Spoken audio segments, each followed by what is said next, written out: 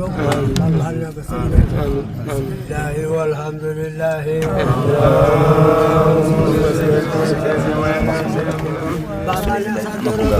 حولا أعجب قبل أعجب من وضع الله هدرقه وتأكد يتجاقف الله يسرجال بدون مجال ولدنا الله يسرجال أعجب الله الله مقاته ونقول ما قلنا الله هدرقه لا يجسنا نقول الله هدرقه أعجب لك ونقوم لك ونقوم الله هدرقه وحمد بعد الله هدرقه وتبع حياة المسلمين الله هدرقه بسم الله عافاك ثلاث لأمر الله هدرقه بيو مجال وطو مجال وعام مجال جاقتا مجال بكرام اللهم وسلم على سيدنا محمد يهون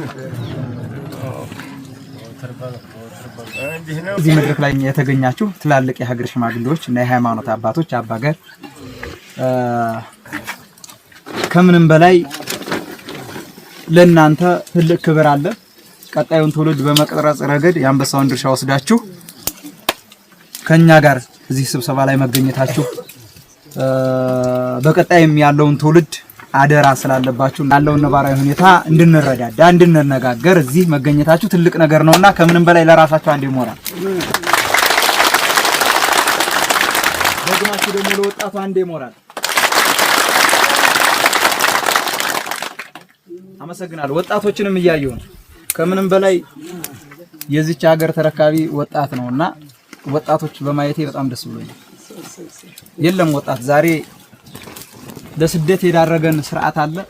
ለስደት የዳረገንን ህገ መንግስት መር በሆነ መልኩ ለስደት የዳረገንን ስርዓት ከመዋጋት ይልቅ ስደት የሚመኝ ወጣት ነው አይደል ያፈራን አይደል እንዴ? ስለዚህ ወጣት በዚህ መድረክ ላይ ተገኝቶ ስለ ቀጣይ መጻኢ የሀገሪቱ እድል ስለ ቀጣይ ትውልድ አብሮ መምከር ግዴታው ነውና እዚህ መድረክ ላይ በመገኘታችሁ ከምንም በላይ ትልቅ ክብር አለኝ። አሁን ወደ አጀንዳዬ ልገባ ነው። አስተዋውቋችኋል። ወደ ዋናው አጀንዳዬ ስገባ የአማራ ፋኖ ብሔራዊ ንቅናቄ የትጥቅ ትግል አሁን ላይ ምን ላይ ደርሷል? ከዛም አልፎ ተርፎ ይሄ ሁሉ ታጋይ የምታዩት የሚሰዋው አካላ ጎደሎ የሚሆነው ወጣት ወደ ትግል የወጣበት ገፊ ምክንያቱ ምንድነው? የገፋው ገፊ ምክንያቱ ጥቅም ፈልጎ ነው ወይስ ምንድነው የሚለው በደንብ አድርገን እሱን እናየዋለን። የአማራ ፋኖ ትግል ከጀመረበት ጊዜ አንስቶ በርካታ ተግዳሮቶችን አልፎ አሁን የደረሰበት ደረጃ ላይ ደርሷል። አሁን የደረሰበት ደረጃ የት ነው ካላችሁ መንግስትን አሽመድምደነዋል። በአንድ የጦር ግንባር ላይ 4 እና 5 ጀነራሎችን አሰልፈው መከራውን እያየ ነው ደጋዳሞት ላይ። ወደፊት ነው ትግላችን። እዚህ ያለው እዚህ ፍርግጥ የሚለው ይሄ እዚህ ከታች ሆኖ ተረት የሚያረጉት ነገር አለ። ምን መኮይናይታ እንትና ሸፍታ ህዝቡን አስበቃችሁ ገዳማ ተኝታ እያሉ እየተረቱ ነው እዚህ ታች ማለት ነው። እነዚህ አንድ አፍታ ናቸው። እንደ ግፋቢልን የጦር ይዤ በገባ 10 ደቂቃ አይፈጅብኝም። 30 ደቂቃ 20 ደቂቃ አይደለም 10 ደቂቃ አይፈጅብኝም። ግን ደግሞ ብዙ እንቁላሎች አሉ ውስጥ ላይ። ለዛ ነው የምናስበው አንድ እንቁላል ነጋዴ ገበያ መሃል ጸባይ ያነሳም። ከዛ ቦክስ ቢገጥም እንቁላሉ አመድ ነው የሚሆነው። ጎበዝ ግልጽ ነው አይደል? እና እዛ መካከል ብዙ እንቁላሎች አሉን የኛ አብረው ይፈርጡብናል። ጊዜ ይፈልጋል። አያችሁ እንቁላል ነጋዴ ጊዜ ጠብቆ ነው የሚጣላ። ገበያ ምን ብትሰድበው ምን ብትለው ዝም ነው የሚለው። ግልጽ ነው አይደል? እኛ እንደ እንቁላል ነጋዴ ነው። ያ ማለት እንደ እንቁላል የምንሳሳለት ህዝብ አለ።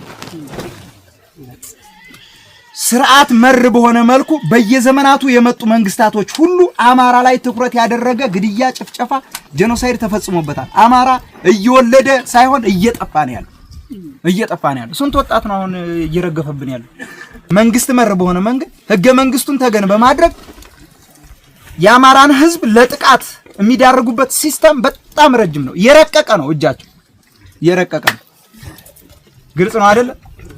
የአማራ ፋኖ የትጥቅ ትግል በወታደራዊና በፖለቲካዊ አካሄዱ አሁን ላይ በምስራቅ አፍሪካ ትልቅ ተጽዕኖ ፈጣሪ የሆነ ኃይል ሆኖ ትልቅ ተጽዕኖ ፈጣሪ የሆነ ድርጅትም ሆኗል አማራ ፋኖ ብሔራዊ ንቅናቄ። ይሄ ሲሆን ግን በጣም በርካታ ተግዳሮቶችን አልፎ ነው።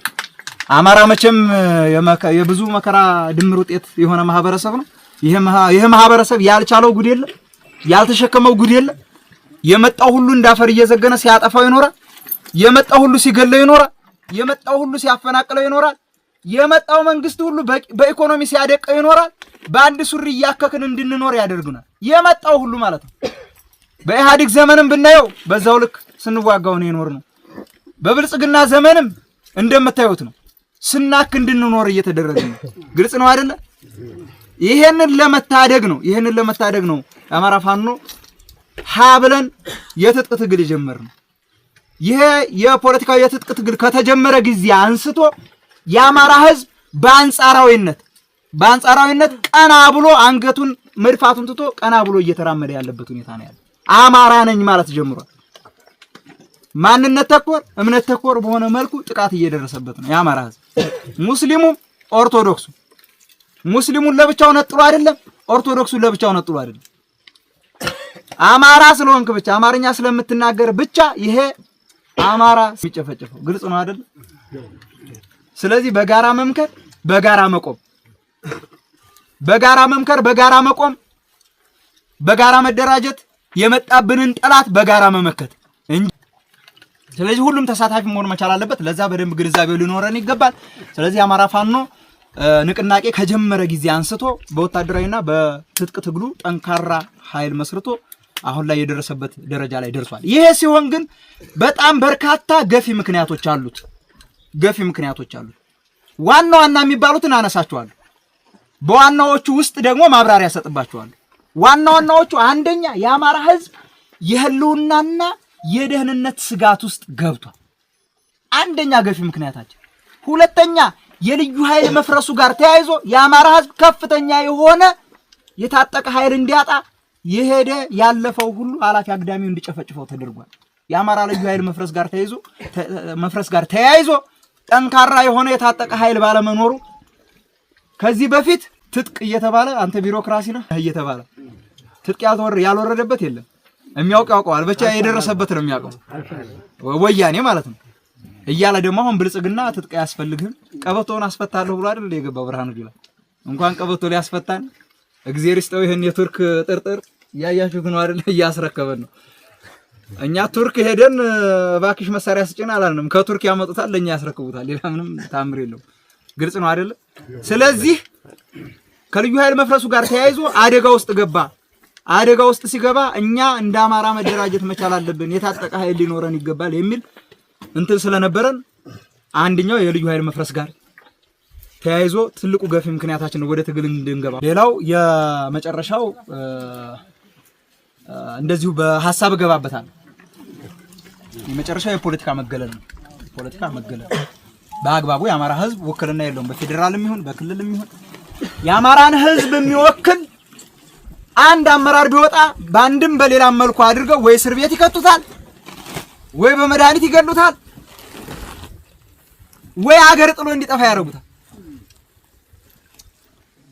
ምናልባት ስልጣኑ ላይ ያለውን በአንድም በሌላም መልኩ በጥቅም ሸበብ አድርገው አስረውት እንደ በቅሎ ወይም እንደ ፈረስ ልጓም ዝም ብሎ ህዝብ ሲጨፈጨፍ እሱ ደሞዙን ቅርጥፍ እያደረገ እየበላ ጊዜ ሞቱ ይደርሳል፣ ወይ ወደ ሌላ ጋር ይቀይራል። ይሄ ነው ያለው። የአማራ ተወካይ ተብለው የሚቀመጡት ምናልባት የዘመኑ ኩልኩል የግዑዛን ድንጋዮች ናቸው እንጂ በፍጹም እኔ ሰው ናቸውም ለማለት ይቸገራለሁ።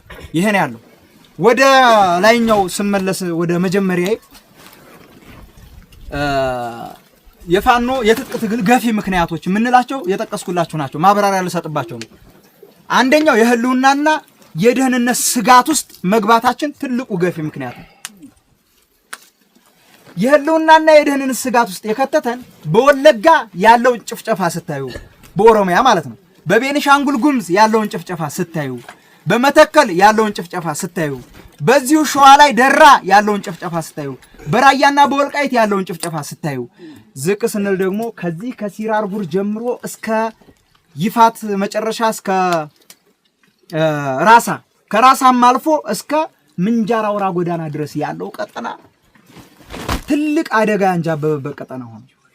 ትልቅ አደጋ ያንጃበበበት ቀጠና ይሄ ህዝባችን በጎንደርም በጎጃምም በጎንደር ወልቃይት ሌሎችም አሉ በሱዳን በኩል በወሎ ራያ በሸዋ እንዳልኳችሁ ደራና ይሄ ከዚህ ከሲራር ጉር ጀምሮ ከዚህ ከደጋጋ ጀምሮ ካልብኮ ጀምሮ ያለው ቀጠና እስከ ምንጃር ጫፍ ድረስ አውራ ጎዳና ድረስ ስም እስከ መቀየር ደርሰዋል። የቦታዎችን ስም መቀየር ምንጃር አውራ ጎዳና ሄጄ ሁለት ጊዜ ተዋግቼበታል። እዛ ቦታ ከጽንፈኛ ኃይል ጋር ማለት አውራ ጎዳና ነበር። በሰከንዶች ውስጥ ቆርኬ ብለው ቀየሩት። ምን እንደሆነ አላውቅም። ታፔላውን ራሱ አይናችን እያየ እየነጠቁን ነው። እዛ መሄድ አይጠበቅብኝም። እዚህ ደጋጋ ልብኮ ከሲራር ጉር ጀምሮ ያለውን ጭንቀት ተመልከቱ። ከባቡር መስመር በታች አትወርዱም። ከዛ በታች መሬት የላችሁም። አይመለክ ከባቡር መስመር በታች አይደለም። ከባቡር መስመር ላይ እዚህ ጥግ ምንድነው ሲማከሩ የከረሙት? ከጥጉ በላይ ነው የነሱ።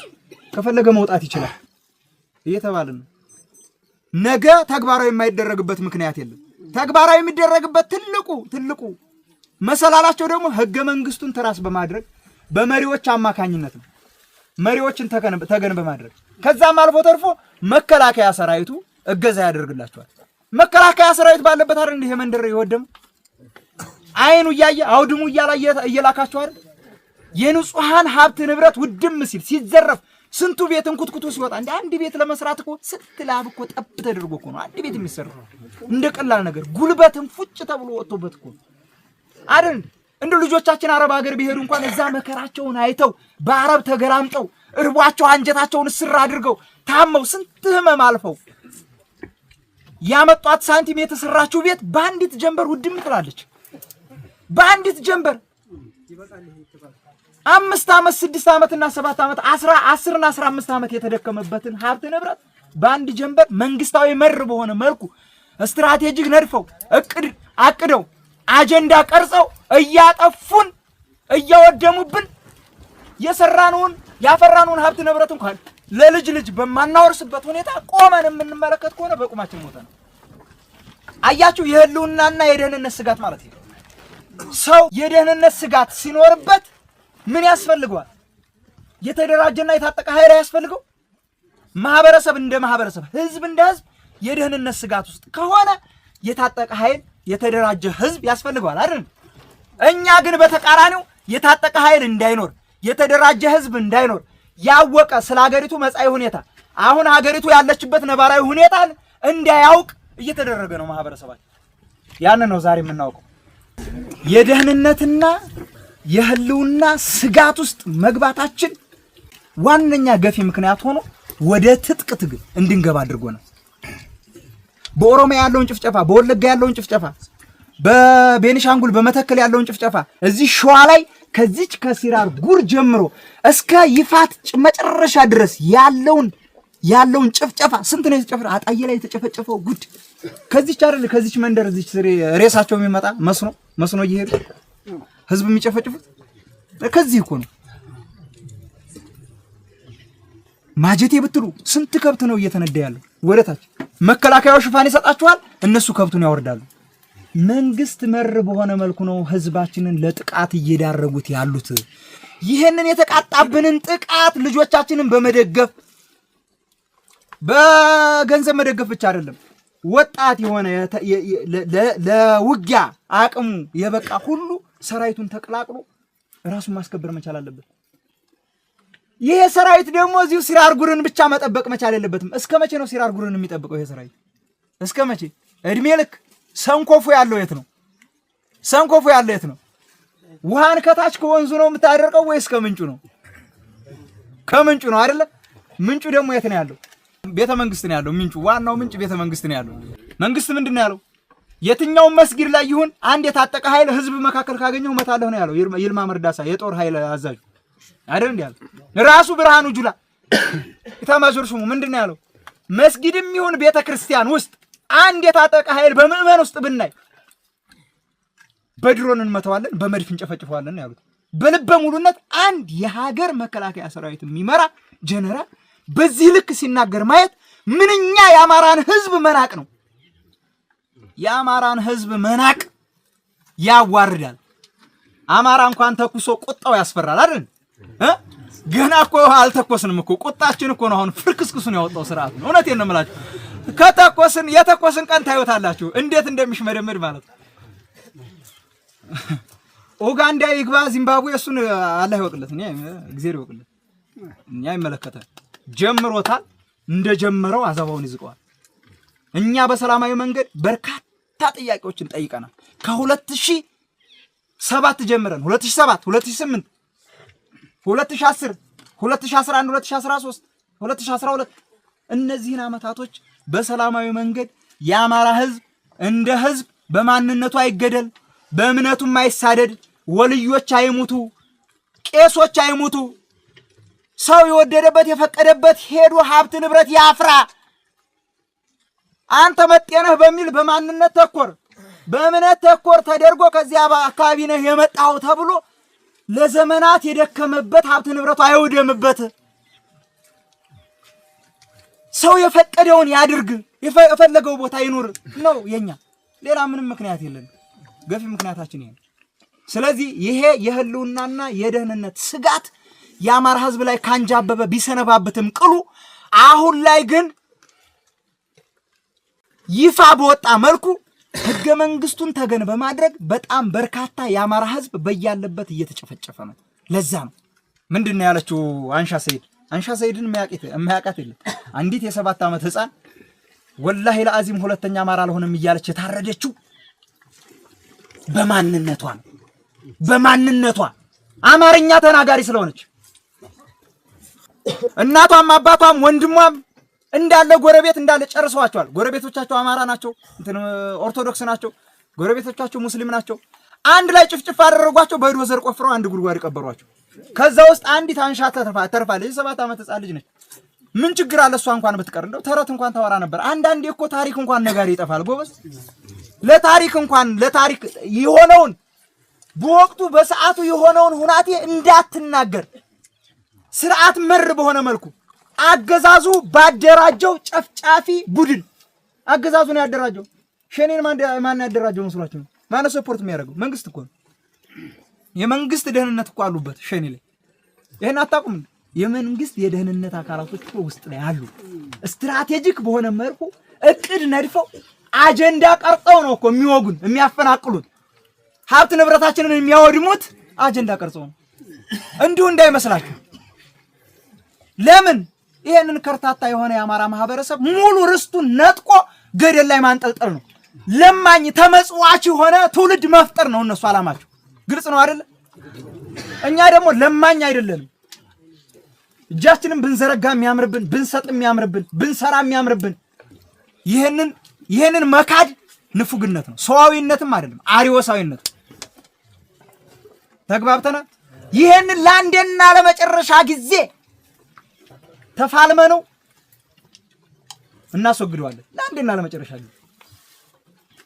ለዛም ነው በሰላማዊ መንገድ በርካታ ጥያቄዎችን ጠይቀናል። ጥያቄዎቻችንን በፌደራልም የተቀመጡት ይሁኑ በክልልም የተቀመጡት ይሁኑ ዞንም ላይ የተቀመጠው ይሁን ወረዳ ላይ እንዲሁም ቀበሌ ላይ ሰንሰለታቸው ብዙ ነው።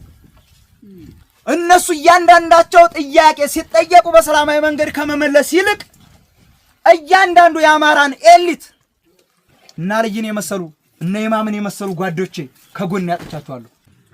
ትግሉንም ያንድ አካባቢ ወይም ያንድ እምነት አድርገው ባለቤት የሚሰጡ አካላቶች አሉ። ይሄ የመንግስት ስውር እጅ ነው። በነገራችን የመንግስት ስውር እጅ ነው። ሀገር የማዳን ስራ ላይ ነን። አሁን ሀገር ማዳን መጀመሪያ የምንኖርባት ፍርስራሽ ያልሆነች ሀገር ታስፈልገናለች። እሷን ሀገር ለማዳን ነው አሁን መከራችንን የምናየው። ፍርስራሽ ሀገር ላይ ቆመን እንደ የመን እንደ እርስ በርስ እየተጠዛጠዝን ሀገር ድቅቅ እያለች ነው የምንኖረው። ግልጽ ነው አይደል? መጀመሪያ ግን ሀገር እንደ ሀገር መጽናት መቻል አለበት። ያን ነው እያደረግን ያለነው። ሀገር እንድትጸና ነው እየታገልን ያለነው። እዛ ልክ ነው ምን ታገለው እና ይሄ የህልውና እና የደህንነት ስጋት ከተጋረጠብን ዘመናቶች ቢያልፉም ቅሉ አሁን ደግሞ ይበልጥ በደንብ አድርገው የማንኛውም አማራ በየትኛውም ክልል ተሳዶ እንዲኖር እየተደረገ ነው። ተሳዶ እንዲኖር ማለት ነው። እንደው ክልሉን ተውት፣ እዚሁ ያለንበት ቀየ እንኳን እንድንፈናቀል እየተደረገ ነው። እንድንፈናቀል ያው የገፈቱ ቀማሽ ስለሆንን አሁን ይሄንን ለእናንተ ማስረዳት ምናልባት የምታውቁትን ነገር መንገር ካልሆነ በስተቀር ሌላውና ሁለተኛው የልዩ ኃይል መፍረስ ጋር ተያይዞ 2015 የምታስታውሱ ከሆነ የፌዴራል መንግስቱ ልዩ ኃይሎች ወደ የአማራ ልዩ ኃይል ወደ ፌዴራል መንግስት መርጅ መደረግ መቻል አለበት ብሎ ካነሳበት ጊዜ አንስቶ የአማራ ልዩ ኃይል 2015 ዓመተ ምህረት ላይ ወደ ፌዴራል መንግስቱ መርጅ መደረግ አለበት ብሎ የፌዴራል መንግስቱ ካፈረሰው በኋላ የአማራ ህዝብ ትልቅ አደጋ ነው የተደቀነበት።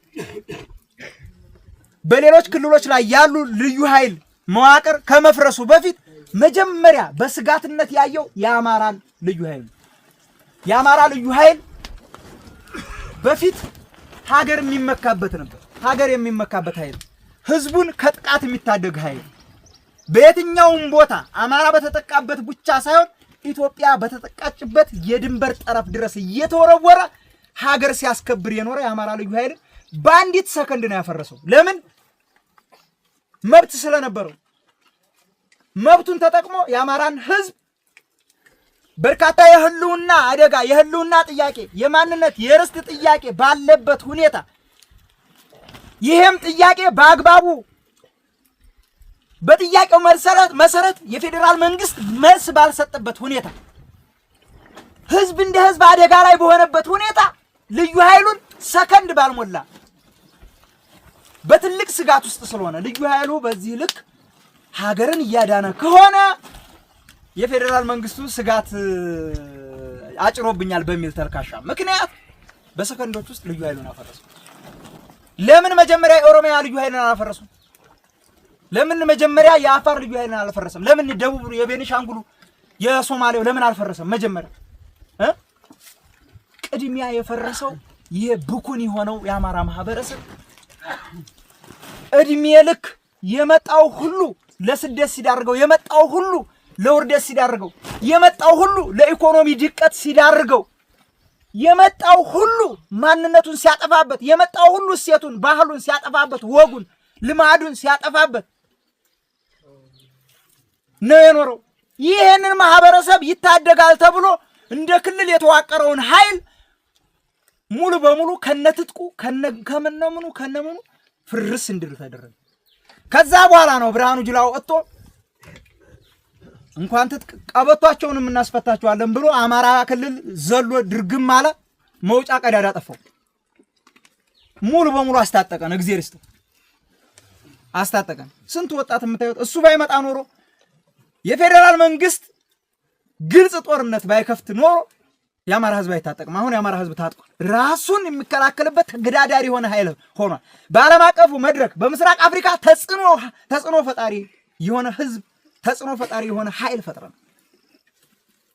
ይሄም የመጣው በመስዋዕትነት ነው። ዝም ብለን እጅ አጣጥፎ በመተኛት አይደለም። ይሄም የመጣው ተግቶ በመስራት ነው። ይሄም የመጣው የአማራን አደጋ፣ አማራ የተደቀነበትን አደጋ ቀድሞ በመረዳት ግልጽ ነው አይደል? ምናልባት ይሄንን ሁሉ ሐሳብ ይዘን ይሄ ሁሉ ታጋይ ቀድሞ ሞቶ ቢሆን ይሄም ህዝብ አብሮ ነው የሚሞተው። የሚያነቃው የለም። ግልጽ ነው አይደል? አሁን እኔ ዛሬ ላይ ብሞት የክብር ሞት ነው ምን ሞተው ዛሬ ላይ ብንሞት ማለት ነው። አውቃችኋል።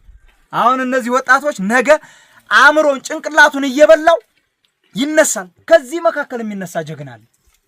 እናንተ አመራር አይደላችሁም፣ እናንተ አባል ናችሁ። እናንተ ምንም አሰሩም ብዬ መሳደብ አልችልም። ነገ ከዚህ መካከል ተነስቶ እንደኔ አመራር ሊሆን ይችላል። ግልጽ ነው አይደል?